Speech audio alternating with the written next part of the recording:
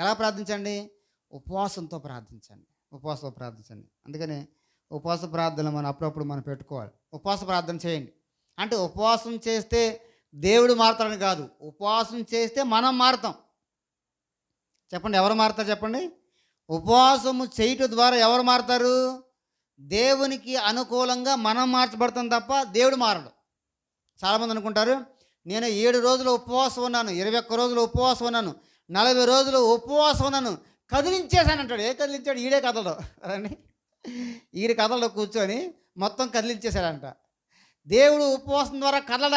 ఆయన కదలడు, ఆయన మెదలడు. ఉపవాస ప్రార్థన ద్వారా మన జీవితాల్లో ఉన్నటువంటి అయిష్టమైన కార్యాలన్నీ కూడా కదిలిపోతాయి. అది ఉపవాసం ద్వారా మనం మారతాం, కానీ దేవుడు మారడం. ఇది బాగా తెలుసుకోవాలి వాక్యం వినేవాళ్ళు. కాబట్టి వాక్యం ద్వారా మనం మారతాం. ఎవరు మారారంటే ఇప్పుడు ఆ మొర్దెకైతో పాటు ఉన్నటువంటి కొంతమంది యూదులు అందరూ కూడా కలిసి ఏం చేశారంటే ఈ ఎస్తేరు నిమిత్తము 3 రోజులు ఉపవాసం ఉన్నారు. ఆ ఉపవాసంతో పాటు ఏముంది ఆమెందంటే, మీరు నా కోసం ఉపవాసం ఉండండి. ఎక్కడ? అవతలేపు గేట్ అవతల.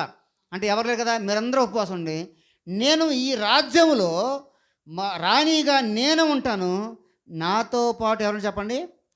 నా పని కత్తెలు. అబ్బా, ఎంత మంచి మాట అండి. నేను మాత్రమే కాదు, నాతో ఉన్నటువంటి ఈ పని కత్తెలు కూడా నాకు సహాయం చేసేవాళ్ళు, వాళ్ళు కూడా ఉపవాసం ఉంటారు కదండి. అసలు ఎంత శ్రేష్టమైన మాట అండి.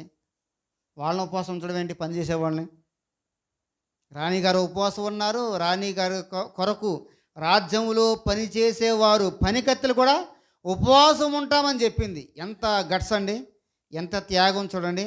మేము కూడా ఉపవాసం ఉంటాం. మీరు ఉపవాసం ఉండండి, మేము ఉపవాసం ఉంటాం. మీరు బయట అవతలైపు ఉండండి ఉపవాసం, మేము రాజగృహంలో మేము కూడా ఉపవాసం.